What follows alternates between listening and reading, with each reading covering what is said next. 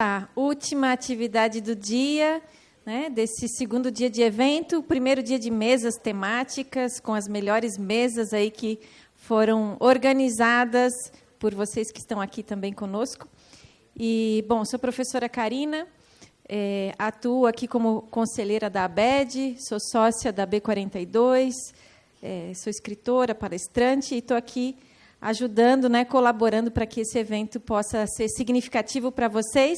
E nessa última etapa, né, desse nosso encontro, a ideia é que a gente possa chamar as pessoas que participaram da moderação durante esse primeiro dia, para contribuir justamente para a gente pensar sobre o papel do gestor diante desses cenários todos que nós observamos no dia de hoje, e pensando até numa análise de um caso ficcional aí que a professora Ivete também nos ajudou a construir. Nós, durante todo o dia, né, a gente se conectou com algumas ideias e eu queria sublinhar 3 que eu acho que são importantes para a gente trazer para essa mesa. A primeira está relacionada à questão dos dados, né, e o quanto a gente pode, enquanto gestor educacional, olhar para os dados da nossa instituição, dados que eu também posso gerar a partir de pesquisas que eu possa fazer, mas também dados que estão disponíveis por N órgãos ou outras pesquisas que são produzidas também pelo governo e que eu possa observar e trazer isso para o contexto da minha instituição.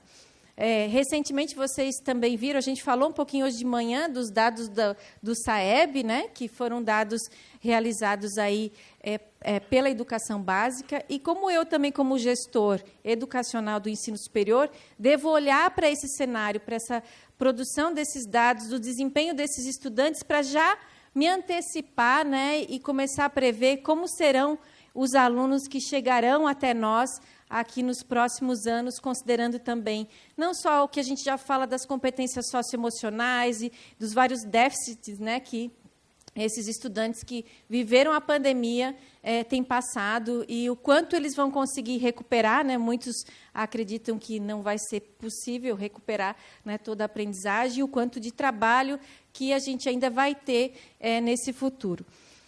Um outro tema aqui é se conectar com a questão da sociedade. Então, apareceram nas mesas hoje de manhã, agora à tarde também, né, com relação à extensão, mas como a gente vai conseguir conectar cada vez mais a nossa instituição, a nossa escola, os nossos professores, os nossos estudantes com a comunidade e também vice-versa, a comunidade talvez nos ajudando, inclusive, nos processos de avaliação, e como a gente faz para se conectar, então, com esse estudante. Nos falamos de afetividade, falamos de sentido e de significado, e os jovens de hoje eles estão buscando muito mais, né, as preocupações que eles têm com relação ao futuro, o tipo de relacionamento que eles estabelecem, não só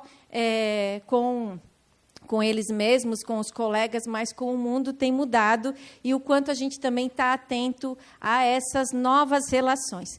E, para discutir tudo isso, eu vou chamar aqui para compor essa nossa última mesa, ele que é um dos 3 mosqueteiros, assim chamado pela equipe da ABED, né? Nós formamos esse time para ajudar, que é o Gley Fabiano Cardoso, que é mestre em Engenharia da Computação, especialista em Gestão da Educação, ele também é membro da Associação Brasileira, né? Responsável pelo prêmio Destaque da ABED, atua há mais de 30 anos em educação, é consultor de planejamento estratégico educacional, gestão em tecnologia educacional, planejamento, enfim. Obrigada, Gley.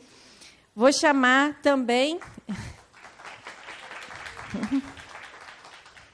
ele que vive na luta, na labuta e na tributa, vocês já o conhecem, VP acadêmico da Vitro, reitor da Uniaselv, diretor de qualidade aqui na ABED, já foi, né, já atuou na EAD como pró-reitor da Unicesumar, também na Anhembi Morumbi, também como pró-reitor da Uniaselv, tem mestrado em Educação e graduação em Filosofia, professor Janes.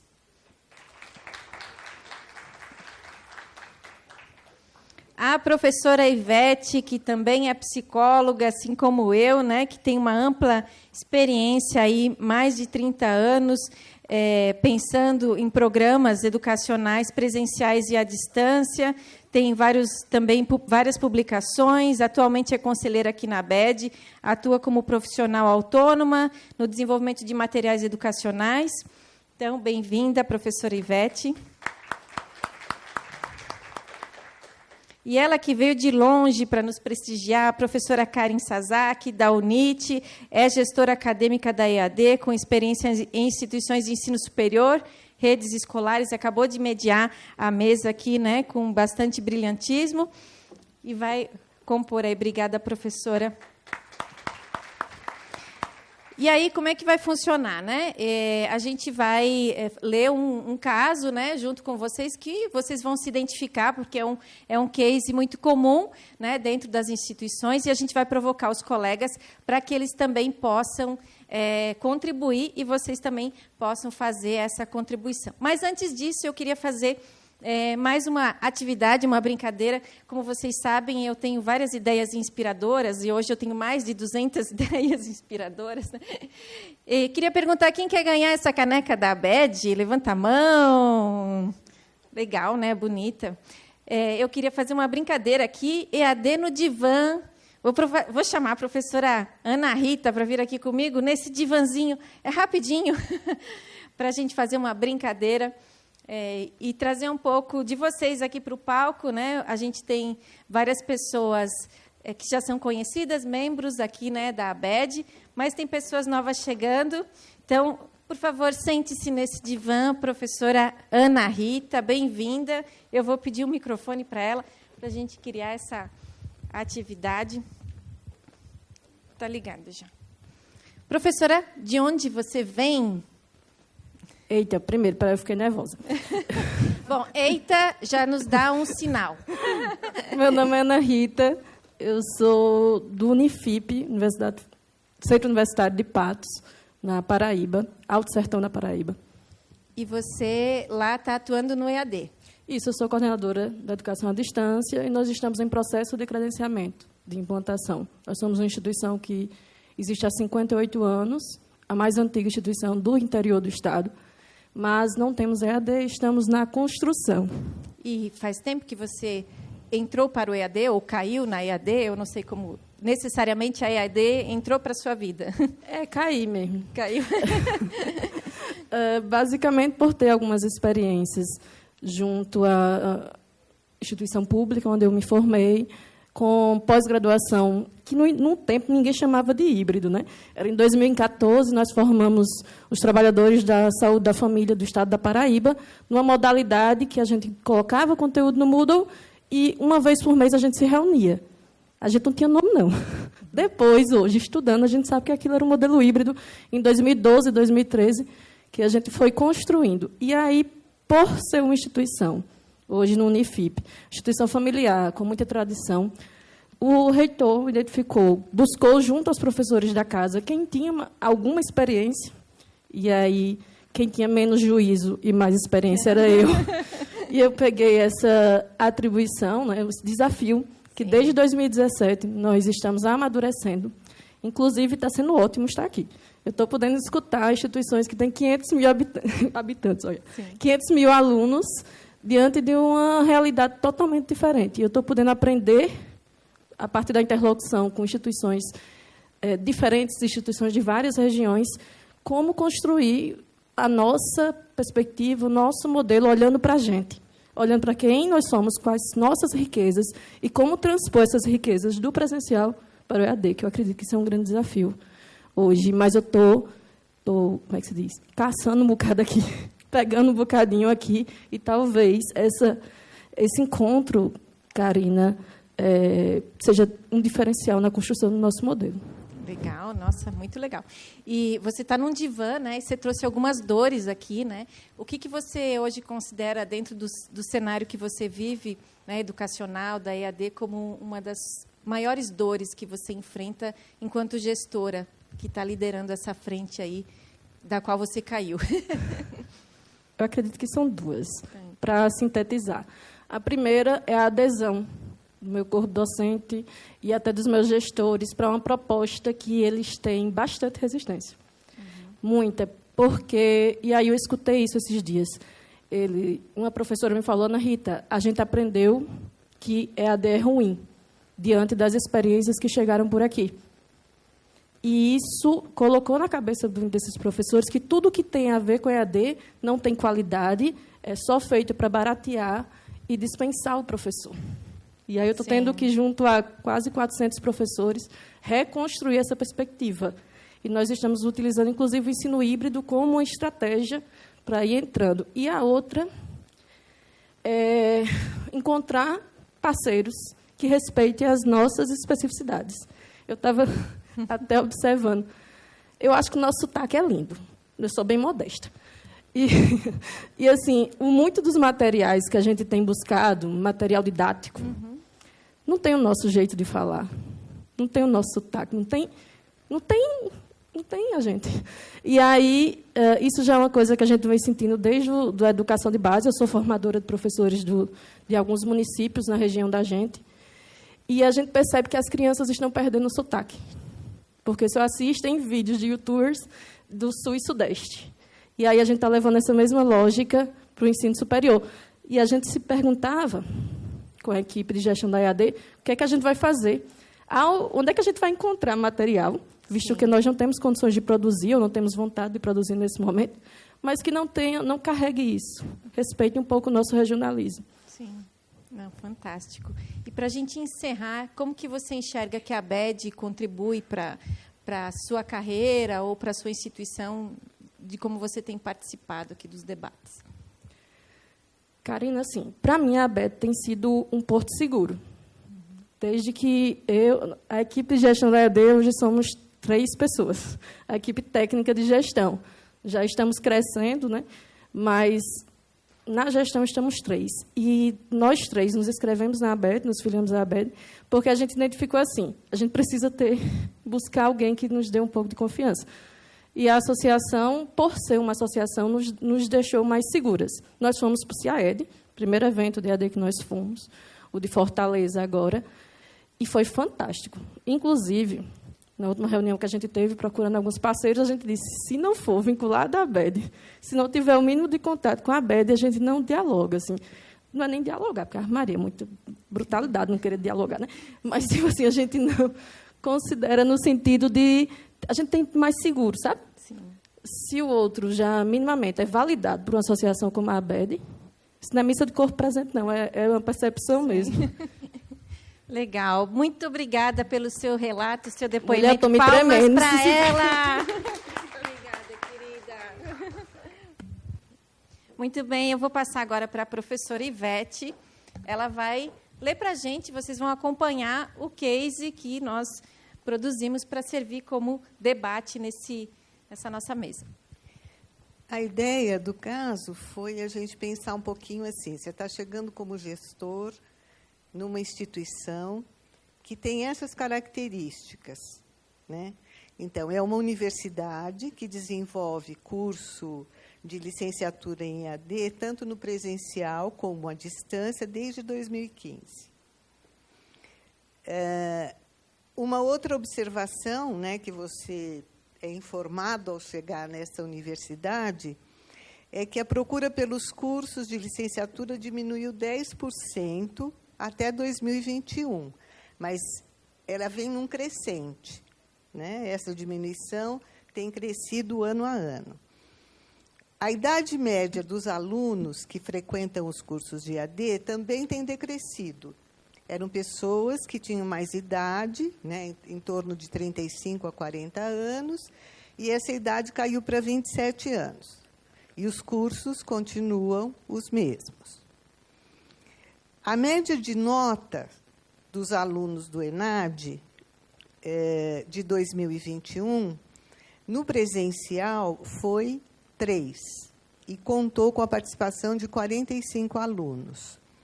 E as notas no ensino, os que fazem licenciatura à distância, foi de 2, né? Com uma média de 200 alunos, média não, com um número de 200 alunos que fizeram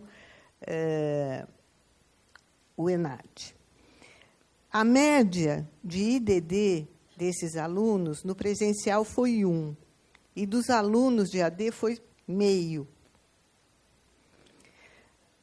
Um outro aspecto é que a evasão desses alunos aumentou 15% no presencial e 20% no EAD. E uma outra característica, né, que essa universidade consta, ela tem docentes e tutores que têm recebido muitas queixas dos alunos. E essas queixas, tanto são queixas dos cursos presenciais como dos cursos à distância. E as principais que foram arroladas, né, por quem está contratando esse gestor, é que as principais queixas se referem a textos que são muito extensos, aulas que são monocórdias e atividades e as atividades são completamente desinteressantes para esses alunos, tanto do presencial como do à distância.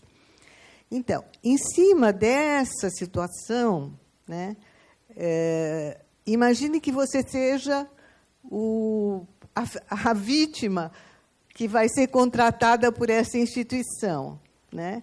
Então, como é que você analisaria esse contexto que lhe é apresentado por esse reitor ou diretor da instituição, né? Então, a gente gostaria que vocês participassem dessa análise, né, e pensar um pouco em alguns aspectos que poderiam estar sendo discutidos em cima desse quadro, que são os indicadores de qualidade, os aspectos relacionados à avaliação tanto interna da instituição como a externa, aspectos relacionados à curricularização e aspectos relacionados à gestão da instituição. Levando em conta, né, que a gente aqui teve algumas mesas durante o dia e que esses aspectos foram explorados, a gente convida, né, nós vamos participar aqui também, mas convidamos vocês a essa análise, né, e que perguntas, que discussões vocês fariam com essa pessoa que está contratando o gestor. Essa é a nossa proposta para essa atividade. Quem gostaria de começar, que está aqui sentado? Bom, eu vou passar um pouco da experiência que eu tenho, porque eu já fui esse agraciado em algumas instituições. Uma coisa que é da minha característica, a primeira coisa que eu faço quando chego numa instituição, seja como gestor, seja como professor, porque eu sempre falo que eu estou gestor, mas sou professor. Quais são as características que me levaram a estar naquela instituição? O que aquela instituição é, né? O que ela foi, de onde ela vem e para onde ela quer ir. Muitas vezes as instituições não têm isso. Muitas instituições têm o PDI para o MEC-V, tem a CPA, que é a Comissão Policial, né, e autoritária, vamos falar assim, não é nem, né, de permanente de avaliação, é de policial e autoritária. E, geralmente, eu tento levantar muitos dados para entender o contexto. Se eu chegasse nessa instituição, já ficaria um pouco contente, porque já tem alguns dados. Mas não tem esses dados de onde ela veio, para onde ela quer ir, né? E, às vezes, muitas instituições por onde eu passei caíram por terra algumas coisas que se acreditavam. Eu falava assim, qual é o diferencial dessa instituição? Os professores. Não, os professores, os conteudistas, nossa, são ótimos. Tá, ok. E aí eu ia levantar, os conteúdos eram de terceiros, de empresas, inclusive. Nada contra, mas eles não são seus professores. Outros, eles eram professores de mais, no mínimo, 3 outras instituições. Então, como é que ele é seu professor? Ele não é só seu professor. Ou seja, a gente acabava levantando que não tinha diferencial, não tinha proposta, era vazio. E aí, muitas instituições acabam caindo na questão do preço, do fácil, do rápido. E isso é um tiro curto, às vezes, né? E, às vezes, não é porque quiseram isso, às vezes, porque ocasionou chegar nisso. E, às vezes, muito se pensa, vai demorar muito para eu fazer. Às vezes, não. Então, às vezes, o não ter o propósito, né, gera muito, muito problema. Quem que eu vou atender? Eu não sei. Eu vou atender todo mundo que quer curso à distância. Bom, atender todo mundo é não atender ninguém, né? Qual o perfil do seu aluno? Então, muitas coisas eu encontrei e eu falava para a instituição, olha, se você não sabe para onde você quer ir, qualquer caminho que você pegar, está certo. Você não sabe de onde você quer chegar, né? E uma outra questão que é importante para finalizar esse começo, que eu quero deixar aqui, se você não tem propósito, a sua instituição pode acabar, porque ela não vale de nada para o aluno. Tá? Vou dar um exemplo, uma analogia. Eu pegava táxi, né, aqui em São Paulo, antes do Uber, e sempre era o Seu João. E o Seu João era muito legal, ele falava, olha, Gleice, você vai? Não, amanhã eu estou lá 7h10, mas não sei se eu vou 7h10, talvez, não tem problema, 7h10 estou lá na porta te esperando, tal, beleza. Tal. E sempre atendia eu, minha esposa, minha sogra, tal. Veio o Uber. Eu não quis o Uber, quis o Seu João. Por quê? Porque ele não era um motorista para mim. Ele tinha uma relação muito maior do que simplesmente o taxímetro. Se você é o Seu João para o seu aluno, se você tem um ambiente onde ele se sinta seguro, onde você não é um simples intermediário entre o professor e o aluno, porque esse intermediário, se você é só isso, um dia você pode acabar, o professor vai direto para o aluno. Como muitos já estão indo, vendendo curso. Ah, mas não é certificado. Até o dia que diploma pode não valer nada. Então, queria trazer essa reflexão. Muitos desses problemas podem ter sido por não ter direcionamento. É muito interessante essa sua provocação, né? Pensando no cenário que a gente tem visto, né, de instituições também que estão iniciando o EAD, né, agora, e tem muitos gestores recentes aqui nesse movimento, e que muitas vezes entram no movimento também com orientações institucionais, e que nem sempre tem claro o que se quer. Não, mas a gente precisa abrir EAD porque assim, todo mundo está abrindo, a gente também tem que fazer. E eu também converso, né, com vários gestores e a gente enxerga essa dificuldade de entender por que, de fato, ele está fazendo EAD. Né? Se é porque está diminuindo as matrículas do presencial e porque alguém falou para ele, você precisa abrir o EAD. E como que esse gestor, de fato, ele vai, dentro da região em que ele está, que já existem outros polos de outras grandes marcas, né, competir, né, e ser o Seu João, como você bem trouxe aqui.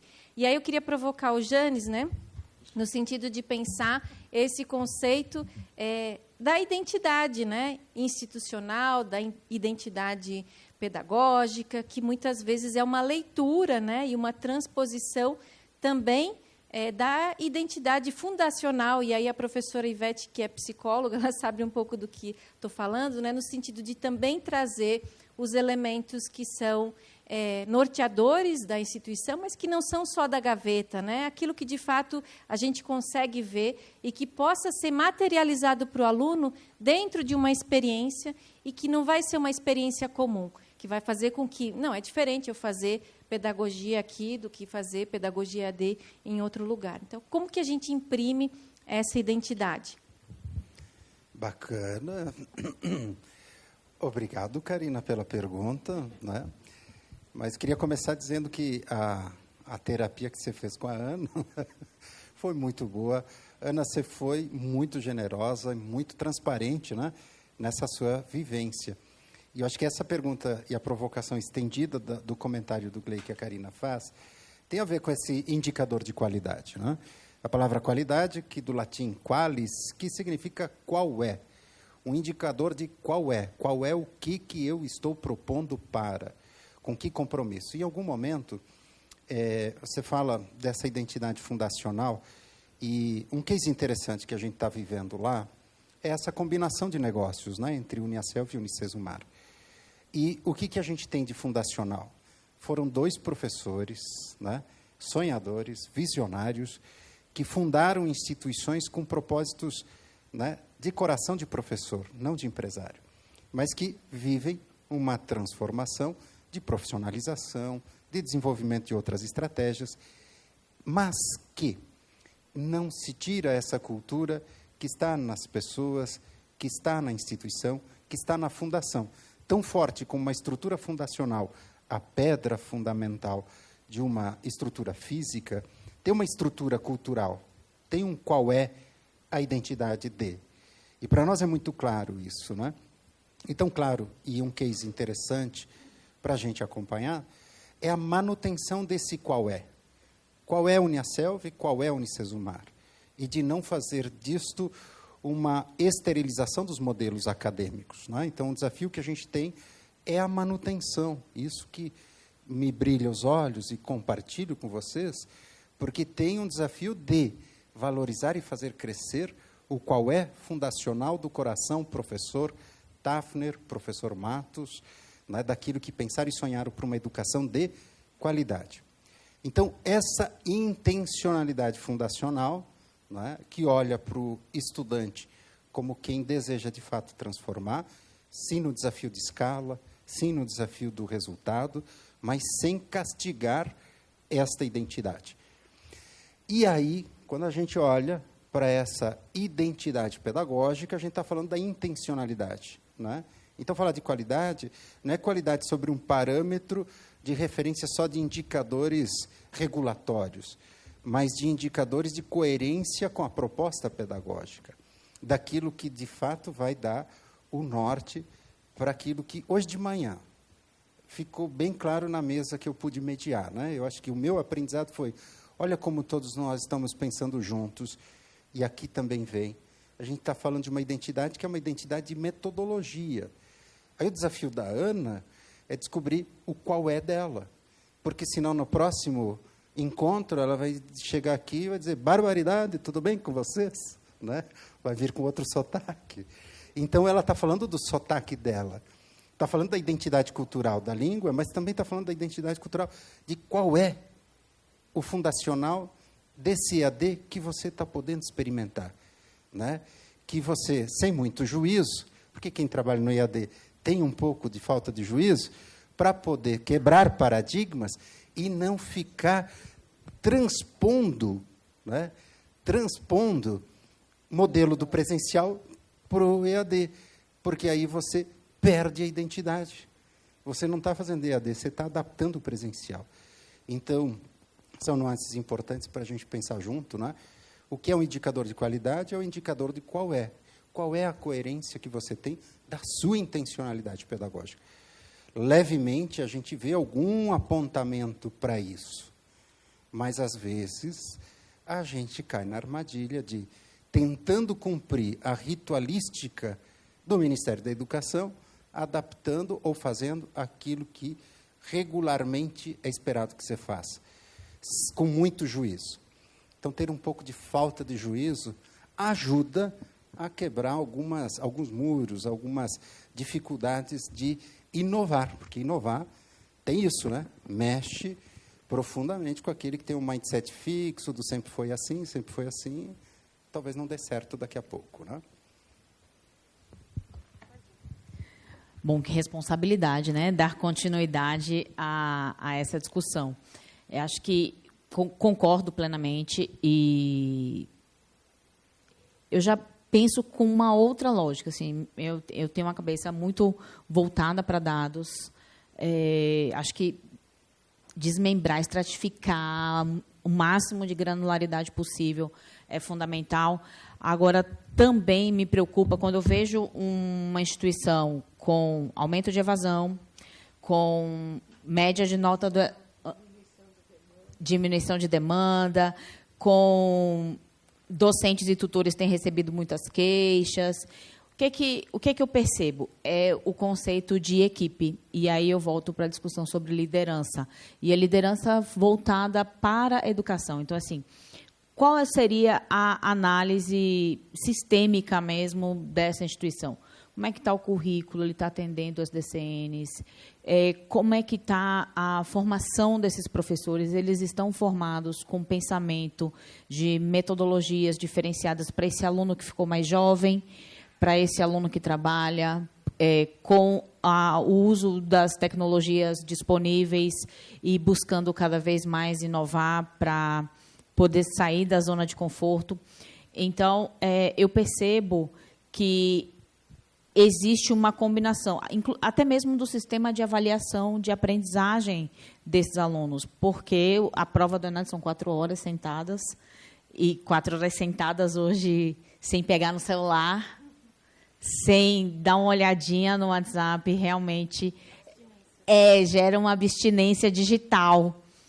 Então, de que forma que tudo isso vem sendo problematizado, discutido no conjunto, assim, currículo, sistema de avaliação de aprendizagem, formação de professores, metodologias aplicadas na rotina e a gestão da rotina, sabe, assim, saber de fato se o professor está conseguindo desdobrar para a sala de aula propriamente dito todas as discussões teórico-metodológicas que acontecem no âmbito do NDE, todas as discussões teórico-metodológicas que o consultor ou palestrante ou a literatura já revelam, já mostram, já evidenciam.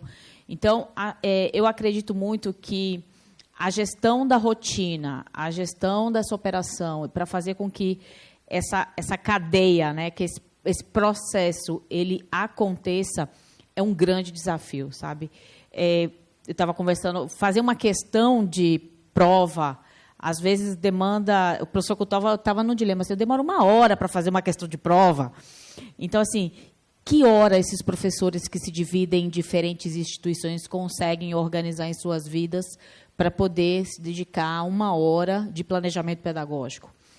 Então, e aí as instituições começam a criar setores e pessoas de back-office para dar apoio na validação da questão, na validação até da língua portuguesa antes de subir no banco de avaliação, fica criando estratégias de checklist para saber se está tudo postado no AVA, se a data do fórum foi cadastrada corretamente, para evitar que esses alunos não consigam postar uma atividade no prazo correto. Então, a gente percebe que essa gestão que as instituições começam a se estruturar para conseguir fazer a roda girar, né? Então, uma instituição claramente como essa apresentada no caso, com problema de relacionamento com o aluno. Então, qual é o papel do tutor? De que forma que ele se percebe enquanto responsável por aquele grupo de alunos?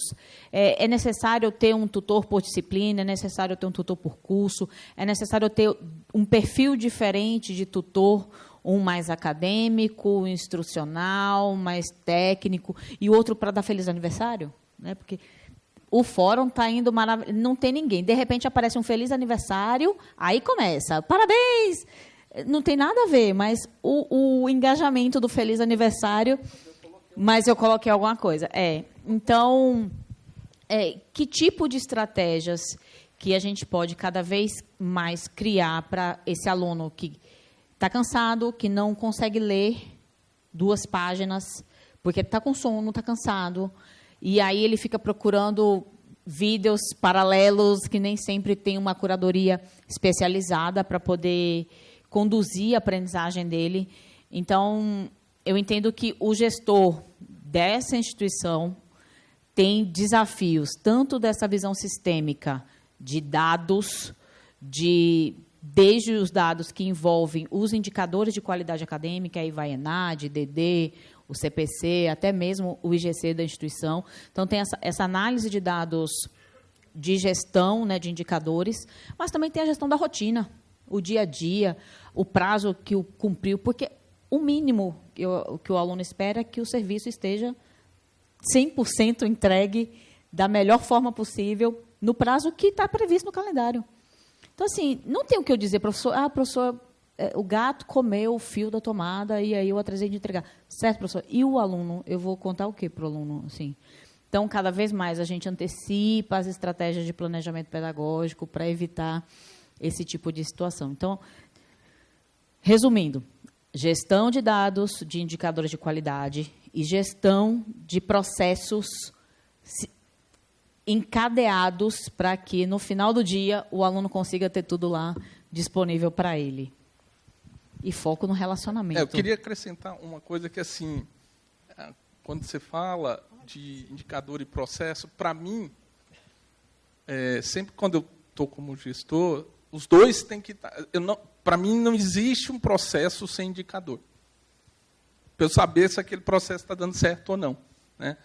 E aí eu tenho os indicadores que eu analiso o meu todo, o meu negócio, a minha área e tal. E aí o importante de fazer esse planejamento estratégico é também ver quais os indicadores vão falar se o meu negócio, e aí quando eu falo negócio não necessariamente significa só dinheiro, né? Porque quando a gente fala assim, quem é o terceiro setor, quem é estadual, fala, mas eu não gero dinheiro.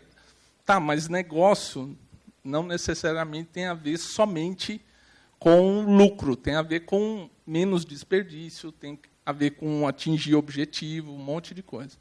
Então, ter os indicadores para cada processo é importante e ter aqueles indicadores de pedagógico, de produção. Por exemplo, uma das coisas que eu pergunto sempre, quando a pessoa fala assim, meu curso deu super certo, quanto que ele custou? Literalmente. Quanto que ele... mas como que você quer, assim, de professor? Não, quanto que ele custou? Quanto custou para produzir? Quanto custou para operar? Quanto custou para implantar? Quanto que esse curso contribuiu para pagar o LMS? Para pagar isso? Por quê? Porque a gente esquece que tem as outras áreas que a gente não manda. E manda no sentido, tipo assim, é fazer... Às vezes, a TI não depende... Eu dependo da TI, não sou eu que estou lá na TI. Eu tenho que ir lá, oi, tudo bem? Então, o servidor vai ficar fora de manutenção. Olha, que gostoso. Você não marcou comigo e nesse final de semana eu tenho uma avaliação. Mas nós temos que fazer a manutenção. E aí? Então, tem indicadores que você tem que também juntar com outras áreas que são parceiros, né? Então, todo o processo, para mim, eu vejo que tem que ter esse indicador para balizar, né? Sabe qual é o problema, Gley? Começa assim, já dá um drama. Discordo completamente, também não é isso. Não, calma. Mas, olha só, às vezes a gente organiza tudo, a agenda está pronta, a Eletropaulo avisou, sábado vai cortar a energia ali do bairro, e tem prova. E estava a prova toda marcada, toda agendada, as questões subiram, a agenda estava funcionando, invite dos alunos, tudo comunicado, sexta-feira a Eletropaulo avisa. Aí você contrata geradores de energia, faz o teste às 6 da manhã, às 7 da manhã, às 8 horas, tudo funcionando, 8 horas começa a prova.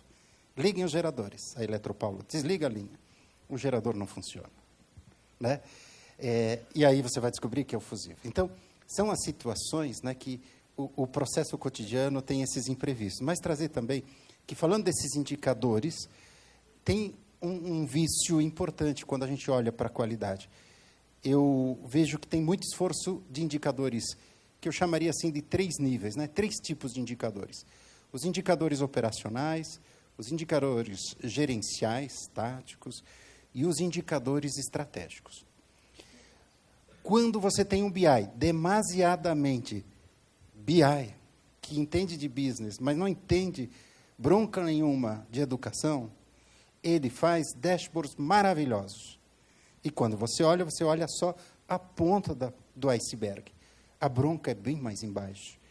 Parece que o engajamento, os indicadores e tal, o comparativo, indicador contra indicador, ano contra ano, tudo vai bem e, na verdade, ontem no ENAD a gente viu, tudo pode estar indo muito mal.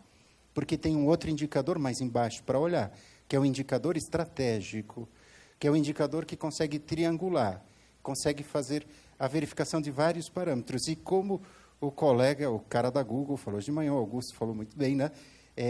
O oráculo não responde tudo, e às vezes a gente tem as primeiras respostas que não foram estressadas, porque está no nível ainda muito básico, muito do imediato, né? Então, pensar o Learning Analytics com mais profundidade, entendendo outras estratégias não viciadas dos dashboards operacionais na linha dos BI, também é importante para a gente olhar para a qualidade. Porque se a gente olha assim, qual é o indicador de reprovação? É um dashboard, é um indicador operacional de cotidiano. Não te diz muita coisa, te diz como é que está a performance, mas não diz se você está bem num processo de fato educativo, não é verdade? Então, quando você olha o indicador de engajamento, indicador de entrega, indicador de presença no ambiente virtual, em quantas horas, em quantos dias, como é que está a saúde, a evasão, indicadores isolados são dados frios. E quando você começa a triangular, você começa a entender o comportamento, né? E aí você consegue entender outros elementos que vão se revelando para a tua estratégia e tomada de decisão, que pode não ser de imediato uma solução, mas que aí ampliado a 10 vezes, né, o problema, a gente chega a um indicador de qualidade um pouco mais profundo, menos superficial, né? Só acrescentando a sua fala. Eu só queria marcar alguns pontos também em relação ao que a gente viu aqui nas mesas, né? Eu acho que um dos itens, a gente está vendo aí licenciatura presencial e à distância, né? Quais foram as decisões, se os dois cursos estão indo mal, né, pelos dados que se tem aqui disponíveis, quais foram as referências que essa instituição teve para manter esses dois cursos, né? Então, essa é uma questão que se coloca. Há um interesse em mudança, porque a gente está vendo aqui que, durante anos, se continuou do mesmo jeito. Então, mesmo a coisa se alterando, mesmo o cenário se alterando, a realidade se alterando, com a idade do aluno, com diminuição de demanda, com evasão maior, você não tem os aspectos, né, que indicaram qualquer mudança nessa instituição. Em relação à questão da avaliação, um ponto que eu queria destacar foi o que foi trazido aqui na mesa, que muitas vezes a gente usa como elementos de avaliação aqueles mais tradicionais, né? E é preciso também pensar em alguns aspectos da instituição, que pode ser uma avaliação externa da própria instituição, mas com outros critérios para verificar como esse curso está andando, né? Que aí é ter a visão do ENAD não como evento, mas como processo, né? Pelos dados que a gente tem aqui, os elementos que estão voltados para essas questões são muito mais pontuais. Então, eles se apresentam mais, né, como eventos e não como processo. Então, foram aspectos que a gente discutiu aqui, né, e que se reflete nos casos, nesse aqui e em outros tantos, quando a gente analisa as instituições. Uma coisa que eu queria acrescentar aqui, ontem a gente falou do ENAD, hoje teve ENAD. Vocês já pararam para pensar quantos professores das nossas instituições falaram que sabem o que é o ENAD, mas não tem a mínima noção? Porque a maioria dos professores, tomara que eu esteja muito errado, não admite que, às vezes, ele não sabe.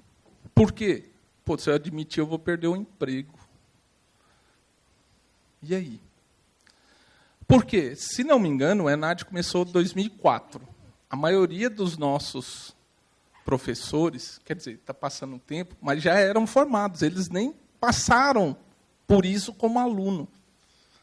E, às vezes, a gente deixa por conta do coordenador, fala assim, ó, tem que fazer isso aqui. O coordenador, com um monte de coisa para fazer, ele pega lá e fala assim, Jandes, ó, faz uma questão, você tem que fazer mais ou menos igual essa aqui do ENAD, pum. O cara que, às vezes, também não sabe o que é, fala assim, então, professor Jandes, é assim que você tem que fazer, ó, se vira. E aí a gente vira um mero reprodutor de uma coisa que a gente não tem, às vezes, a mínima noção. Então, a capacitação de docente, eu quero chamar a atenção nisso, nós somos uma instituição de educação, não uma instituição de educação somente dos alunos. E isso é muito importante. Então, por exemplo, quando fala lá sobre o EAD, você, como gestor de EAD, quantos cursos de EAD você fez? Quantos cursos você deu aula? Você participou? Como é que você vai gerenciar uma coisa que você não tem a mínima noção, seja como aluno, seja como professor? Isso é muito importante. E, às vezes, a gente fazer essa formação bem dada, bem feita com os professores, faz com que esses, vamos falar assim, esses preconceitos, né, ou, infelizmente, se estabilize com o conceito, porque aí ele fala, não é para mim, que bom que você sabe que não é para você, porque aí a gente já sabe como vai ser nossa conversa. Ou eu desmancho aqueles preconceitos, falo, não é nada disso que eu pensei. A pandemia foi um ótimo, né, acabador de preconceitos com estigmas, mas trouxe outros, que é, mas é super fácil, abre o Zoom lá, estou dando um EAD. Vamos montar o EAD. Todo mundo, eu estava numa instituição, todo mundo era contra. Na pandemia, falou, nossa, é muito fácil. Eu abro o Zoom e fico ali dando aula. É o EAD. Vamos montar 20 cursos de pós-graduação. Tá. Ao mesmo tempo, você não pode falar assim, olha, não é isso, porque aí agora que o cara está animadinho, né? Vem cá, vamos conversar, vou te mostrar um EAD melhor, né? Tal. Então, isso é muito importante. Legal. Eu queria inverter um pouco agora, pensando que a gente trouxe um caso de uma instituição, né, mas que a gente poderia olhar para esse perfil dessa pessoa que a gente quer contratar, que são os gestores, que somos nós, muitos gestores jovens aqui, que também estão iniciando no EAD, e vocês trouxeram algumas coisas desse perfil desse gestor, né? Desde que ele pode ter um pouco menos de juízo, né? Até o fato dele já ter vivido uma experiência também enquanto estudante, pode ser, né? Um pré-requisito. Né? Muitas vezes a gente encontra instituições, e não é incomum, em que o gestor também tem que fazer todo o processo da gestão de conflitos entre presencial e EAD, por exemplo. Né? E eu queria saber o que vocês poderiam indicar para quem está aqui ouvindo, ou descrever, dentro da experiência que vocês têm enquanto gestores,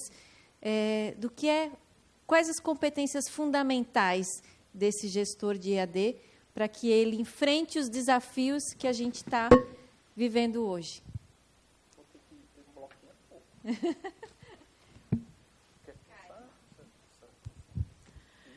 Vamos lá. Ladies first agora. Entendi. Mas acho que competências fundamentais. A primeira, visão de dados, sabe? Aprender a identificar pessoas, comportamentos, expectativas através dos números. Acho que os números eles são reveladores, e essa competência de visão de dados ela é fundamental. A outra competência é visão de processo. Atira a primeira pedra quem não atrasou uma etapa do processo e não atrapalhou todo mundo que vai na cadeia depois. Acho que a visão de processo ela é fundamental. E gostar de aprender com o erro. Porque erra muito, gente. Não acreditem que o mundo é perfeito, não. A gente erra muito. Então, gostar de aprender com os erros que são cometidos no caminho, para não errar de novo, porque em AD a gente só erra em lote. Né? Eu sempre falo assim, eu nunca erro assim de uma turma, eu só erro em lote. Quando desce em lote, é sempre em lote. Não existe um errinho, assim que ninguém fica sabendo, né? Não existe. A gente só erra de lote. Então, aprender com o erro, né? Essa capacidade de aprender com os erros e aprender literalmente o tempo inteiro, essa capacidade de entender que todo dia tem uma solução nova, todo dia aquela mesma solução que você usa, você pode ressignificar a forma dela ser utilizada. E, por último, o diálogo, né? Assim, essa mediação de conflitos com o presencial, ela está cada vez mais intensa e ela faz parte, porque a gente precisa do professor do presencial, o presencial precisa do planejamento do EAD. Eu não tenho nenhuma dúvida que professores que passaram pelo EAD estão no presencial são professores diferentes. são professores com uma visão de planejamento mais adequada, de organização, de estratégia metodológica, de objetivo de aprendizagem, de taxonomia. Então, o professor que passou pela EAD e que vai para o presencial, ele é um professor diferente. Então, como a quarta competência seria criar e estreitar, aproximar cada vez mais todos os professores em prol do único objetivo, que é fazer o aluno aprender, né? Acho que são 4 categorias. Eu vejo dentro desse perfil, né, aspectos que estão relacionados ao planejamento, né, e com dimensões diferentes, porque você tem a parte de tecnologia, a parte de produção de material e a parte da gestão do próprio processo. Então, para mim, é planejamento, execução, avaliação e discussão desses dados para você inserir dentro do processo esses elementos que estão sendo discutidos, né? Então, são competências amplas que você vai especificando dentro de cada momento do processo que se desenvolve, né? Então, não é fácil. E eu acho que uma coisa assim, é ser resiliente, porque tem que insistir naquilo que você acredita e realmente ter tolerância ao erro. E administrar conflitos, porque conflitos também acontecem em todas as instâncias, né? Eu acho que, como a professora falou, para mim, número 1 é resiliência. Porque, às vezes, é difícil acordar e falar assim, putz, tem 1000 alunos e o trem está ruim e tem que dar certo no final do dia. Isso acontece, tá? É só a segunda-feira que você tem, às vezes, né? Mas é resiliência. Troca. É que a gente combinou, vocês já viram improviso? Então, se eu estiver falando uma coisa, vai falar troca. Então... É para não desanimar com o povo daqui. A resiliência, então vou trocar. Tem que ter, desculpa a palavra, mas tem que ter um tesão louco de fazer uma coisa que você acredita pra caramba. Que a educação pode mudar a vida de uma pessoa que está lá no recanto mais longe e que eu vou impactar a vida daquela pessoa. Acho que você tem que ter essa vontade de que você vai fazer diferença. E isso, para mim, é fundamental, essas duas coisas. A outra questão que eu vejo também é ter conhecimento multidisciplinar. Não dá para estudar só educação. Você tem que saber, às vezes, um pouco de marketing, você tem que saber, às vezes, muito de marketing, às vezes de finanças, às vezes de tecnologia. Você tem que ser multidisciplinar e trabalhar multidisciplinarmente. E, às vezes, também, às vezes não muito, empatia com o próximo. Com o colega da tesouraria que não tem a mínima noção de que a merda que ele está fazendo ali está te prejudicando, mas para ele está fazendo, está tudo bem. E você tem que falar, você vai, você está fazendo um trabalho horrível. Você chegar assim, o cara vai falar, bom, então acabou a nossa relação, né? Você tem que chegar e falar assim, aonde está pegando? É porque eu não consigo isso. Então vamos lá, eu vou fazer.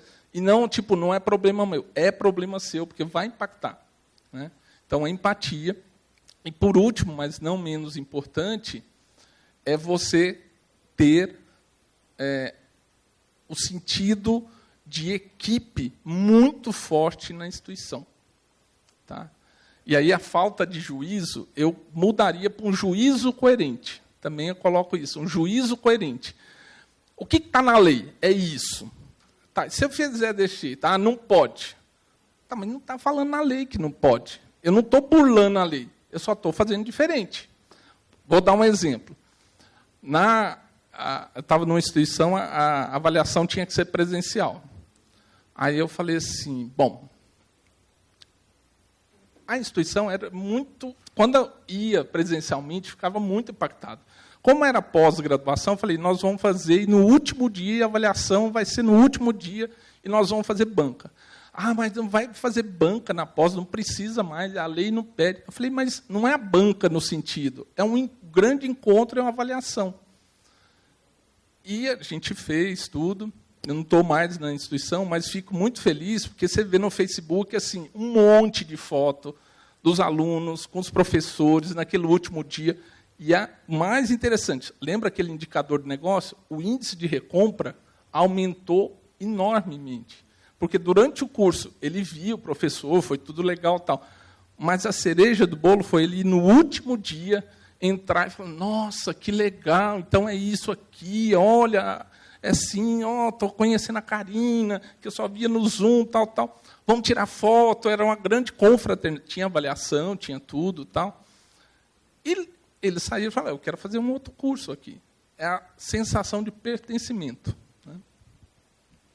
Eu queria só concluir esse pensamento, né? Lembrando de um post que eu vi recentemente no LinkedIn.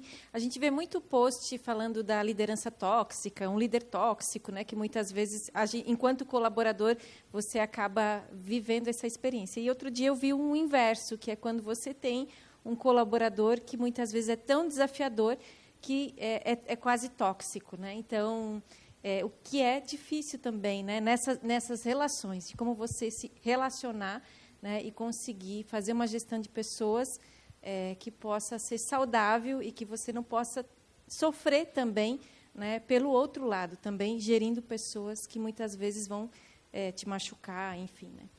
Vou passar a bola para você, gente. Muito bem. Eu vou confrontar. Já que não deram o comando, eu dou o comando para mim mesmo. Você falou que tem que ser resiliente, até olhei para cá, porque, veja só, e se eu dissesse, só para confrontar, não pode ser, não me leve a mal, exploda-se a resiliência. Por quê? Né? Vamos lá, o que é ser resiliente? É conseguir, aí uma vez eu, numa revista de avião, estava explicando a resiliência das asas do avião. E que a resiliência da asa do avião chega a ter uma envergadura de 1 metro, né? E que isso é necessário para a resiliência, porque senão transferiria a pressão para toda a cabine e desmantelaria a aeronave. Mas aí eu fiquei refletindo outro dia, em algumas leituras, dentre elas o Antifrágil, né, Viviane? E essa leitura me fez pensar o seguinte, a resiliência é uma bosta na vida da gente. Pensa comigo. A resiliência te faz suportar as pressões para você não espatifar, mas você volta para o mesmo lugar. Então, a resiliência é a palavra, que é a provocação do autor, que te faz estagnar, na verdade. Você suporta as turbulências do cotidiano, da toxicidade de um gestor, né, malvado, de um colaborador que talvez não esteja tão afinado com a cultura, e aí você é resiliente, vai suportando tudo isso e vai se ajeitando diante das demandas, dos problemas, etc., e você vai ficando. Então, a teoria do antifrágil, ele pesquisou em várias línguas, 85, e não percebeu o antônimo de frágil, porque frágil é aquilo que quebra e deixa de ser. E aquilo que, perguntadas às pessoas nessas 85 línguas, o que você entende por antônimo de frágil, elas respondem algo como, é ser robusto, é ser forte, é ser resiliente. E o autor provoca para dizer, está ali o problema, não é um antônimo. Porque o robusto é aquele que, o antônimo é se quebra e deixa de ser, o não quebrar e continuar sendo não é o antônimo. Não é? É o deixar de ser o que era frágil e ser ainda mais forte, que aí é a própria evolução. Né? E esse não ser resiliente, que é a provocação caricata que eu estou fazendo aqui, é dizer que às vezes a gente precisa se quebrar. Aí eu volto para o ponto. É preciso errar. A gente tem muito medo da nossa fragilidade, ou de ficar frágil, ou de se expor, ou de expor o curso. E o problema desse curso de pedagogia é que ele tem uma matriz da década de 70, com medo de ficar frágil diante da concorrência, porque todo mundo sempre fez assim, é melhor ser uma instituição robusta, e que assim foi a Kodak, né? Ele usa esse exemplo. A Kodak foi uma instituição robusta que, em não querendo ser frágil, preferiu não se quebrar, e quebrou de tão resiliente que foi. Então, como é que nós estamos? Esse curso de pedagogia, chato. Eu adorei aquela palavra que você usou, como é que é? Monolítica, monoclítica, monocrática, Adoro. É mono porcaria. Mono tedioso, é mono, né?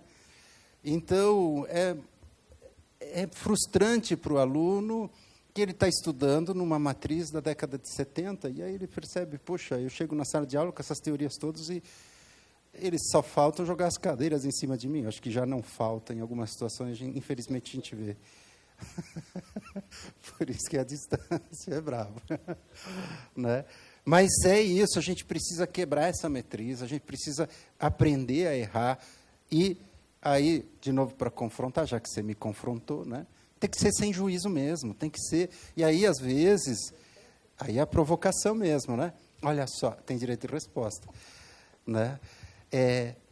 Quando você vai contratar, é claro que você não quer alguém sem juízo, louco e destemperado. Você quer alguém coerente, que vai tornar a sua equipe robusta, que não vai gerar um confronto entre pessoas. Mas o bom erro talvez seja apostar em pessoas que consigam criar uma dialética do desconforto também, de um diálogo, e que provoque o diálogo. E não a aceitação do sempre foi assim, e sempre vamos manter assim, porque sempre foi assim. Né? Vamos quebrar essa lógica. E tem uma dureza de quebrar essa lógica. Porque muitas vezes nós temos, em instituições muito antigas, diferente das novas, tem dois problemas, viu, Ana? O problema de algumas instituições novas é porque os deportados do presencial vão para o EAD.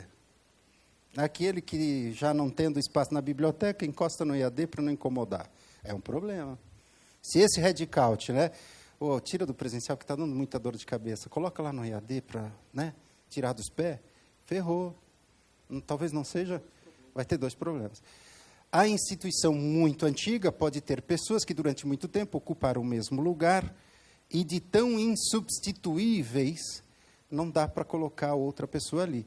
Então, para mim, contratar alguém, eu procuro... A gente nunca vai contratar certo, a gente sempre erra, vamos falar a verdade? Sempre falta alguma coisa. E o nosso gestor também errou ao contratar a gente. Porque a gente tem desafios, a gente é incompleto, e a gente tem que amadurecer. Então, aquilo que o Armando falou hoje de manhã, tem que acelerar e desenvolver, criar caminho para as pessoas se descobrirem e se desenvolverem. Então, conseguir turbinar a carreira das pessoas, porque é o velho ditado. E se a gente investir muito dinheiro na pessoa e ele ficar tão bom que for trabalhar na PUC, como foi o Zaremba, que me deixou na mão. Né? Um fofo não pode estar aqui, um abraço para ele. Mas porque ele se desenvolveu, e que bom que ele se desenvolveu, e apareceu no mercado, apareceu na BED, veio aqui, faz falas importantes e conseguiu um espaço de gestor na PUC de Campinas, e era tudo que nós queríamos para a EAD. Foi ruim para mim, perdi um grande colega de trabalho, um grande colaborador, mas ganhei um colega de ABED que está fazendo diferença em uma instituição. Então, a gente precisa ter, né, coragem de fazer as pessoas acelerarem, desapegar delas, ter o sentido, o limiar saudável do pertencimento. Né? Eu me sinto pertencente, mas sou substituível. Então, contratar pessoas e desenvolvê-las para elas serem substituíveis e tornarem-se imprescindíveis. É o que eu digo para os meus. Porque se eu te perceber insubstituível, você vai ficar no lugar porque eu não consigo colocar outra pessoa, porque só você dá conta. E tem gente que faz isso como? Na arquitetura do poder e centralização dos processos, das ideias, dos indicadores. Faz disso um império às 7 chaves, porque não deixando ninguém ver e saber e conseguir resolver aquilo, só ele consegue dar conta, e ele sabe que está garantido. É um problema. É um problema seríssimo, severo nas instituições, porque ele é insubstituível. Quem é o imprescindível? É o cara que você pode quebrar no meio e dizer, Danilo, danou-se. Danilo já trabalhou comigo. E eu diria que ele foi a pessoa mais persistente e não resiliente, porque ele deixava quebrar mesmo, né? Ele aceitava novos desafios e buscava responder aquilo. E o persistir e o ser imprescindível. Eu sou bom naquilo que faço. E a instituição pode contar comigo para outros desafios, porque eu não sou tão de juízo temperado que só faço aquilo que sei fazer e nada mais desejo fazer. Então, é isso. Você vai para a réplica? Então tá. Não, só aproveitando, assim, quando eu falo resiliência, vou pegar o seu exemplo da envergadura, né? Quando eu falo que você tem uma crença e um propósito, por isso que eu acho que as instituições têm que ter, todo profissional tem que ter, a minha resiliência, vou usar o meu caso, é quando aquele propósito daquela instituição está alinhado com o meu propósito. E aí todos os problemas que vêm, às vezes problemas e mais problemas e mais problemas, a minha envergadura é o quanto aquilo que eu estou fazendo é proporcional à crença que eu tenho, ao propósito que eu tenho. Por isso que resiliência e persistência é diferente. Persistência é quase que um desafio. Eu vou fazer. Está tudo apontando que não vai, mas eu vou fazer. É pelo fazer. A resiliência é por acreditar. Né? Que nem aquela formiguinha. Pô, você está carregando peso 5 vezes mais. Mas ela acredita que aquilo que ela está transportando de um lado para outro vai fazer diferença. Então, ok, vamos lá. Está pesado, mas eu vou levar. A diferença da persistência é o seguinte: eu sou forte, eu vou levar.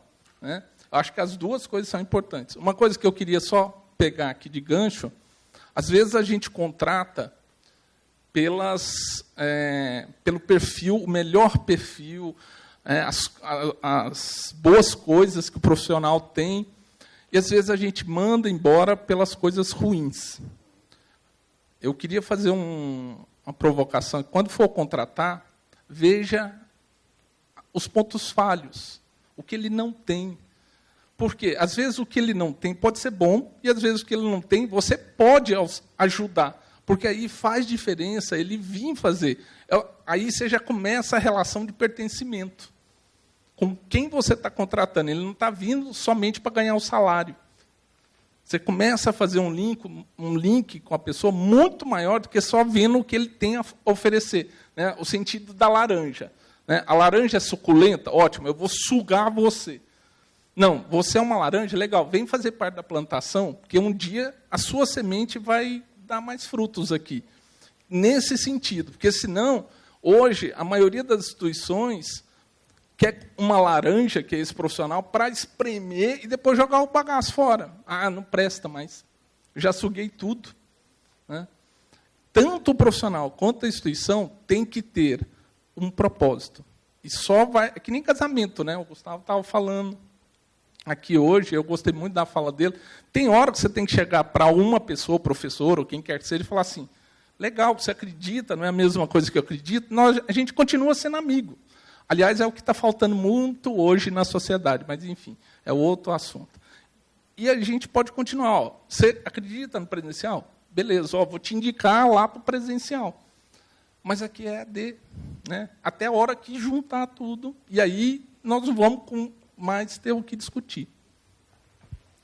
Falas inspiradoras e também libertadoras, quando a gente pode ouvir profissionais que viveram experiências das quais muitas de nós passamos, muitas vezes isolados, né, ou sem compartilhar dessas dores. Eu acho que, de fato, são libertadoras. Eu queria abrir para que vocês possam também perguntar, né, para as... Você quer? Um quer perguntar para o outro? Não. Ou se alguém quer fazer alguma pergunta que está aqui, né, tem uma mão lá levantada. Olá, boa tarde. Então, sou a professora Renata Corrêa e eu tenho um projeto pessoal de empreendedorismo digital para professores, né, onde a gente capacita professores a empreenderem no digital com cursos online. E vocês falaram muito, né, de capacitar professores, enfim, a gente está falando de estratégia, do papel do gestor. Então, a minha pergunta é o seguinte, como que vocês fazem para capacitar esses professores para que realmente tenham uma aula mais dinâmica, interativa com os alunos, né? Porque a gente está falando muito disso, né? De engajamento, interatividade, enfim. Que na outra instituição que a gente estava, a gente teve um aluno que falou o seguinte, até era professora de marketing digital, né? E ele falou assim, professor, eu quero que a gente aprenda a fazer aplicativo na sua disciplina. Que a gente sempre fala, qual a sua expectativa no início do curso, né? Enfim, né? E aí eu pensei, aplicativo, como é que a gente vai introduzir aplicativo na prática, né, numa disciplina de marketing digital que a gente já faz, né, na prática. E aí a gente foi se desenvolver, né? Fizemos uma oficina com os professores, enfim, e aprendemos. Eles fizeram um protótipo no final do curso de aplicativo, que era a demanda deles. Então, assim, não é que veio da instituição para a gente que levou isso, né, para a instituição, fizemos uma oficina entre nós e aprendemos a fazer o aplicativo, o protótipo. Então, assim, como é que isso vocês também estão observando nas suas instituições de ensino?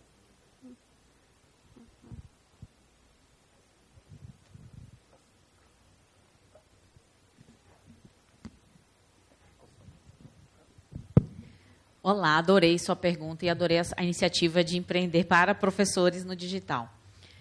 Lá na UNIT, existe um núcleo chamado NDD, que a gente intitula de Núcleo de Desenvolvimento Docente.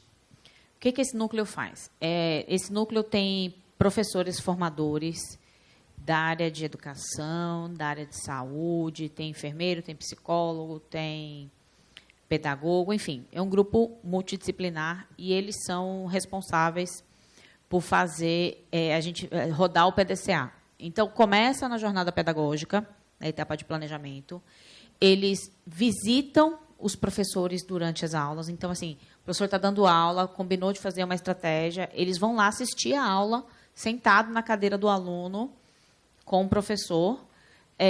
Depois disso, existe um barema de análise técnica daquela aula e é feita uma devolutiva 1 a 1 com esse professor, no sentido de dar um feedback para ele, seja para ele melhorar alguma estratégia, seja para reforçar o que ele está fazendo de bom. E, no final do semestre, a gente tem essa consolidação e faz uma reunião de alinhamento com as áreas, porque lá na universidade é separado por áreas. Então, tem a área de saúde. Na verdade, a área de saúde é dividida em 3. A medicina é uma área, a enfermagem, a fisioterapia e a enfermagem e a fisioterapia é outra área, e os outros cursos da saúde são outra área. Na EAD é a mesma coisa. Então, o Núcleo de Desenvolvimento Docente, através dos seus profissionais, acompanha, tem a vivência, tanto no presencial, que acompanha as aulas presenciais, quanto no EAD, que eles assistem esses professores, fazem todo o acompanhamento da parte de planejamento, ou seja, o instrumento de avaliação passa por eles, o plano do encontro presencial passa por eles, as aulas que são gravadas passa por eles, porque, ainda que a gente trabalha com conteúdo terceirizado, mas, para dar o sotaque nordestino, a gente grava videoaula. Então, as videoaulas são todas gravadas. Se tiver que falar algum exemplo, fala do cuscuz. Todo mundo come cuscuz de manhã. Então, essa regionalização também passa por esse núcleo de desenvolvimento docente. Então, existe uma sistemática de avaliação continuada e também, durante o semestre, além da jornada pedagógica no início de cada semestre, tem um programa de formação docente na área digital, que a gente chama de PFDED. Ele é híbrido, ele acontece tanto com cursos online e também com momentos presenciais. Então, assim, é uma série de estratégias que a gente fica atrás do professor para que a gente consiga fazer a diferença lá no final do dia da vida do aluno. São 2 perguntas, mas uma é desdobramento da outra. Existe segredo para não se afogar na rotina da burocracia? Como se organizar entre o fazer e o pensar da gestão? Vou falar a minha prática. E eu sempre tentava levar isso para a equipe. Eu sempre separava o meu tempo em porcentagens. Aí dependia muito da fase, né, que eu estava. Se fosse que eu chamo na fase da aterrissagem, que eu acabei de chegar, né, então aí a parte estratégica ficava um pouco maior, né, porque eu tinha que correr com essa parte. Mas eu sempre dividia o meu dia, minha semana, em o quanto isso é estratégico, o quanto isso é operacional e o quanto isso é inovação. Isso eu tentava fazer, né? E aí, quando eu falo isso, não é só do operacional. Tá? Quando eu falo estratégia, olha, eu tenho que pensar, porque vê na minha evasão que o cara não está conseguindo pagar. Bom, como que eu posso fazer para que isso não impacte o meu negócio? Eu vou conversar com a tesouraria, com a contabilidade, vou ver outras possibilidades. Então, tem que achar alguma coisa para bolar uma estratégia. Então, isso entrava no meu corpo estratégico. Então, eu dividia o meu dia, a minha semana, um pouco nisso.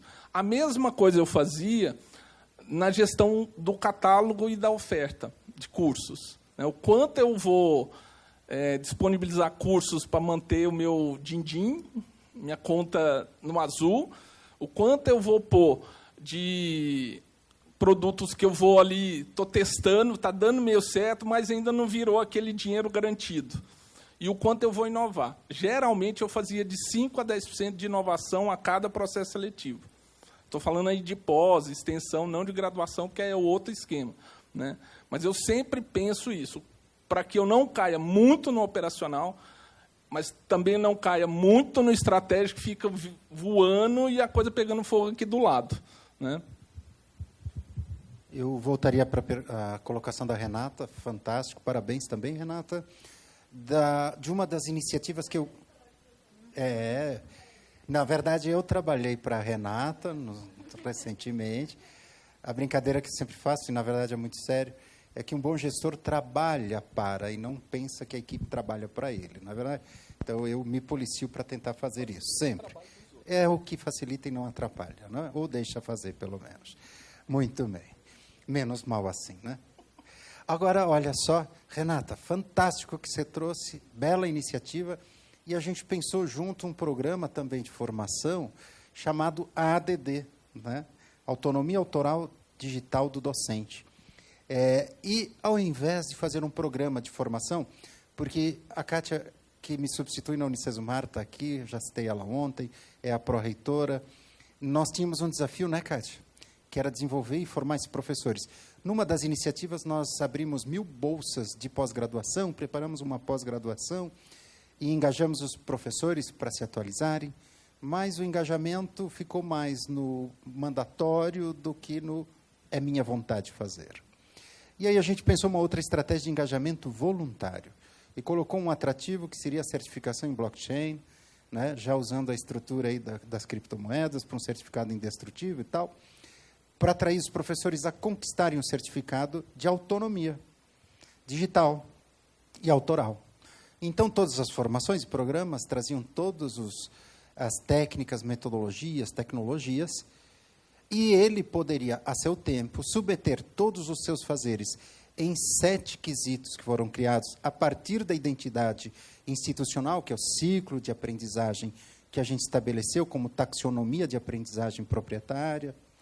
E, com isso, nós, com o comitê, atestamos essa autonomia do professor, estimulando para que ele dependesse menos da nossa EdTech. Você até falou, né? Os subgrupos de validação, correção, ajuste, design e tal. E que tal se essas competências também fossem dos professores? E que tal se os professores empreendessem e buscassem por conta, e resolvessem por conta, e desenvolvessem objetos de aprendizagem que, aliás, tem alguns que superam a qualidade do que se esperaria de uma EdTech muito profissional. Então, isso é um caminho muito bacana que a gente acredita bastante.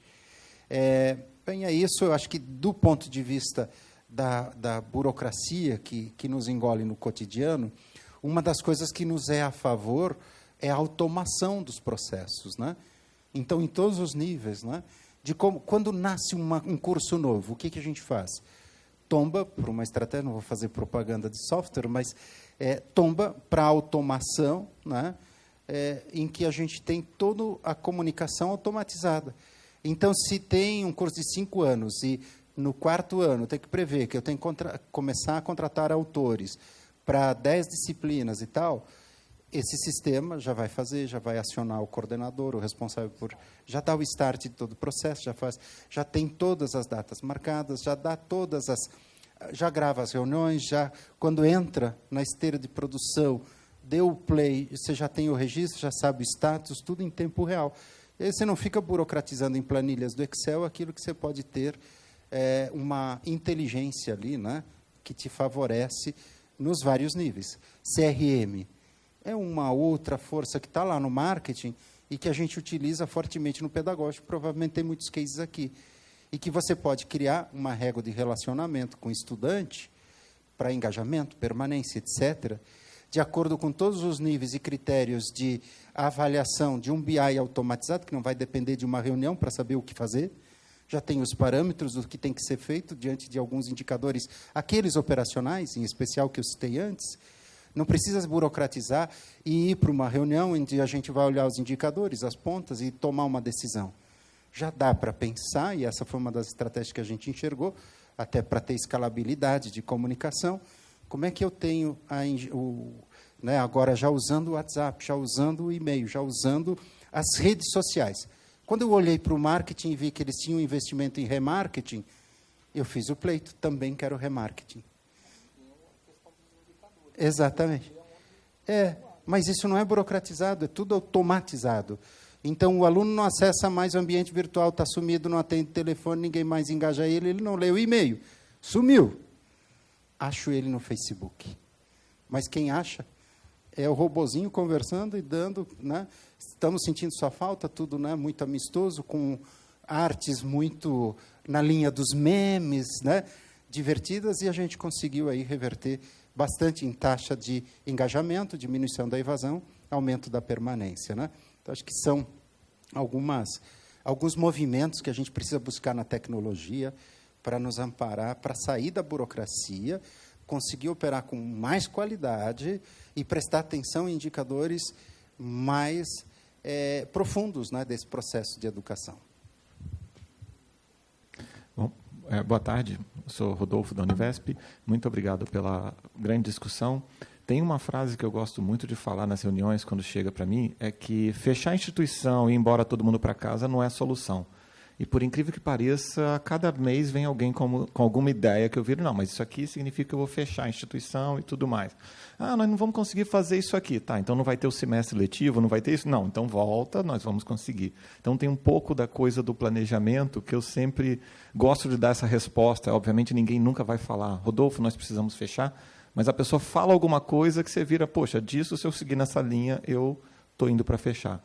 É interessante que, na hora que a gente traz aqui, é um problema muito geral, a gente trabalhar. As pessoas estão chegando e a gente tem que fazer todo o processo de formação dentro da instituição. Quer dizer, nós mencionamos, no fundo, no máximo 1/3 das pessoas que a gente vai contratar fez ENAD, porque o ENAD é a cada 3 anos. Então, a gente nunca terá mais do que 1/3 feito ENAD. Bom, você pode escolher o ano de formação da pessoa para poder priorizar.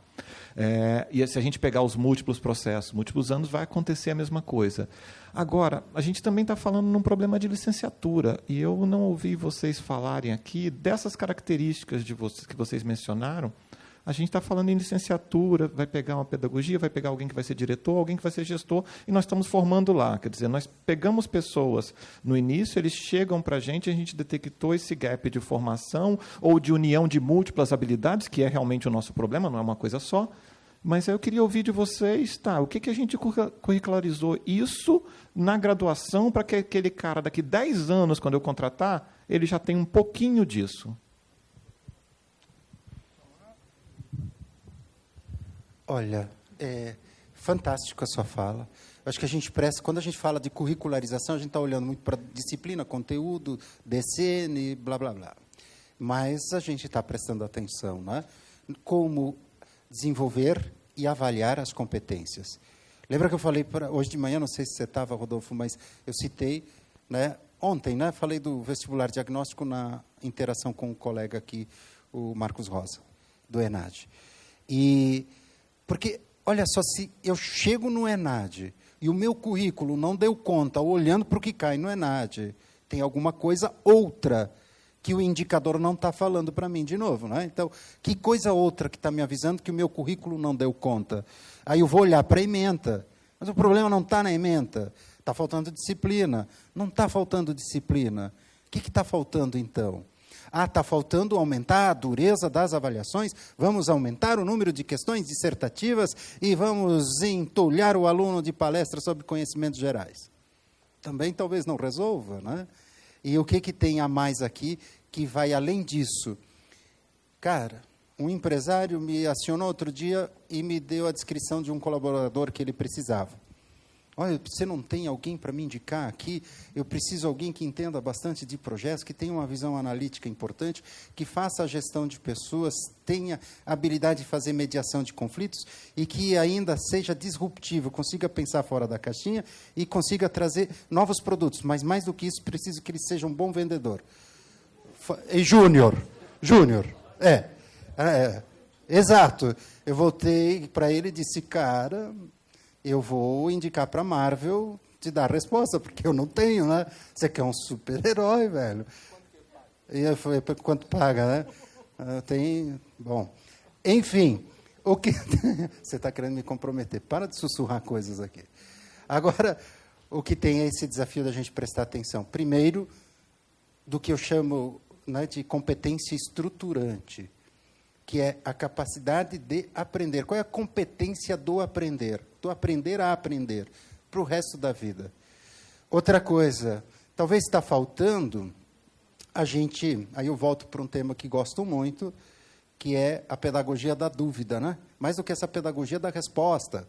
Esse currículo que a gente precisa é um currículo problematizador que consiga ativar a curiosidade mais profunda no estudante, porque...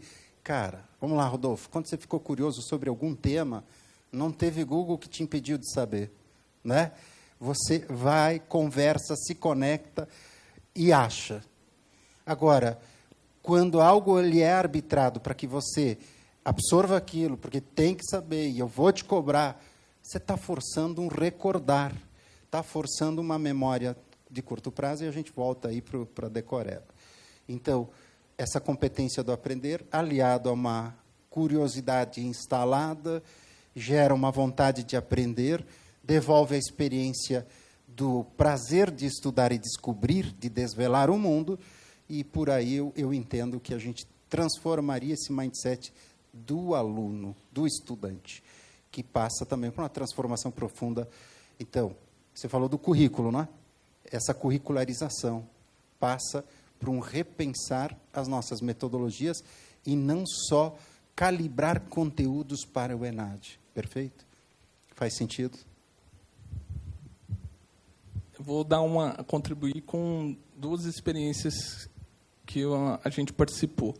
Uma foi o seguinte, na graduação, logo ali na captação e logo na matrícula, as perguntas que geralmente a gente faz é por que você escolheu o nosso curso e a nossa instituição, né? Aí teve um processo seletivo que a gente fez a seguinte pergunta: o que você quer fazer nesse curso? O que você quer? O que você quer ser daqui 4 anos? Tentando instigar ele, aí ele falar assim, ó, por exemplo, no caso, um dos casos que tinha lá era assim, quero ser um desenvolvedor de software, trabalhar com game, que não sei o que lá, porque era uma engenharia da computação, que eu, inclusive, também era professor. O que a gente fez? Logo no primeiro mês de aula, a gente levou ex-alunos e profissionais do mercado para fazer um bate-papo com eles extremamente descontraído. Não tinha pauta. A pauta é, o que vocês querem saber desse cara? E outra coisa que a gente pediu para eles é, conta tudo que é bom e ruim na escola, né, na faculdade, e o que era ruim, e depois que você foi para o mercado, falou, putz, eu devia ter aproveitado. Todo mundo tem isso, né? A gente fala assim, putz, aquela aula que eu achava chata, como agora eu tenho que estudar porque eu não prestei atenção? Aí a gente fez isso. O que aumentou? O engajamento dos alunos no entendimento da disciplina que, às vezes, eles achavam chata. Putz, o cara falou que eu tinha que estudar algoritmo, que quem é da área de computação sabe, é pedreira, tem muita evasão nessa disciplina. Mas o cara falou que se eu estudasse isso, na hora que eu fosse fazer processo seletivo, ia ser mais fácil. Então, querendo ou não, vou dar conta. Então, aumentou um pouco o engajamento em algumas disciplinas. A outra, que foi na pós-graduação, a gente montou um esquema. Todo curso de pós-graduação que a gente fosse montar, a gente ia fazer 2 coisas. A gente montou o que a gente chamou lá de ciclo de fábrica de curso. É isso mesmo, o nome é fábrica de curso. Onde a gente montava ia conversar com a pessoa que tinha mais ou menos o perfil do aluno que a gente queria. Então, eu quero um gestor de AD. Vou conversar com o Jânio e falar, Jânio, por que você acha que você é um bom gestor de AD? O que tem que ter? Levantava tudo isso, a gente montava o curso, e depois fazia uma outra sessão com várias pessoas, né, que contratariam o Janes. Né? Assim, são gente de RH, gente de instituição, e montava o curso, mostrava o curso. Essa pós-graduação, o cara vai entrar sabendo isso, ele vai aprender isso. Você contrataria o aluno que terminasse essa pós? Putz, eu acho que está faltando tal coisa, eu acho que está faltando tal coisa, acho que está faltando tal...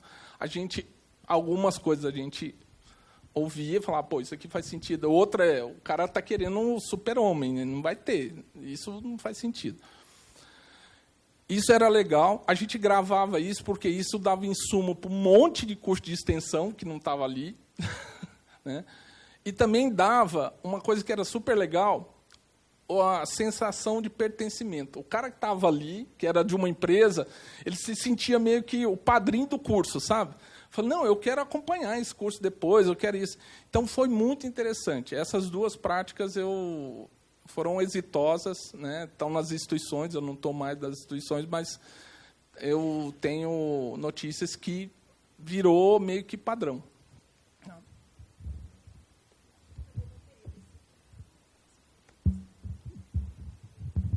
Eu só queria falar uma frase, para concluir. Para concluir, eu acredito muito, só reforçando tudo que foi dito, assim, a questão do currículo, mas, sobretudo, fazer com que o aluno da pedagogia perceba o desafio, que o professor perceba o desafio geracional desse aluno, sabe? Esse aluno que vai se formar pedagogo, ele vai atuar profissionalmente para uma geração 3 distantes do professor dele, sabe? Então, assim, como é que a gente vai formar esses pedagogos que vão ensinar crianças que nasceram jogando Minecraft no metaverso, que já tem seus avatares, que assistem TikTok muito mais do que a gente responde e-mail? De que forma que esse professor consegue perceber que TikTok, Minecraft, metaverso está muito mais próximo da vida profissional desse aluno que ele está formando do que ele pode imaginar. Então, a pedagogia, esse currículo, ele precisa ser revisitado sob a perspectiva da tecnologia, sob a perspectiva da formação teórico-metodológica focada na aprendizagem ativa, mas, sobretudo, para esses desafios intergeracionais que aquele egresso vai assumir. Ele já vai sair desatualizado. Então, quem é esse professor que tem que pensar 2 gerações comportamentais para frente? Eu acho que esse é o nosso grande desafio, porque hoje já é difícil para o professor entender o beabá e ele fazer com que ele entenda tanto o beabá e 2 gerações para frente é mais desafiador ainda. E aí envolve um monte de variáveis diretamente relacionadas. Tem o IDEB, tem o projeto de vida do ensino médio, tem um aluno que vai chegar diferente, enfim, tem 2 gerações aí que o professor tem que se preocupar. Não é com o aluno, não. É com o aluno do aluno quando ele estiver atuando profissionalmente. Então, acho que é um desafio duplo. Não é apenas pensar digitalmente, não é apenas pensar novas formas de ensinar e aprender, mas é visão de futuro. Eu estou ensinando um aluno para 2 gerações para frente, sabe? Acho que tem que ter um pouquinho isso em mente, todas as discussões sobre currículo quando forem para a mesa. Fantástico. A gente sai daqui, acho que com mais perguntas do que respostas também, né? Mas agradecer a contribuição de vocês, uma salva de palmas para eles, né? E a gente vai fazer agora o sorteio da permanência de quem ficou até o fim conosco. Lembrando que amanhã a gente tem mais evento para que vocês cheguem cedinho, 9 horas. Vou pedir aqui para o Maurício me ajudar. Professora Ivete, por favor, tire um bilhetinho. Peguem seus bilhetinhos aí para conferir o número. Levantar a manga.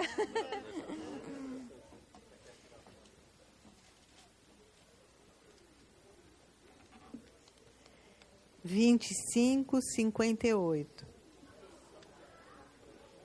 2558. E...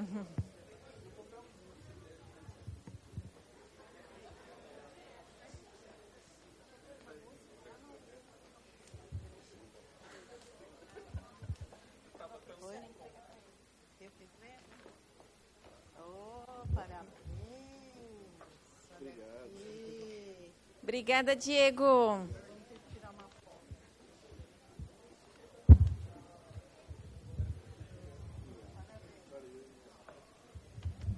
Pessoal, boa noite, bom descanso e até amanhã.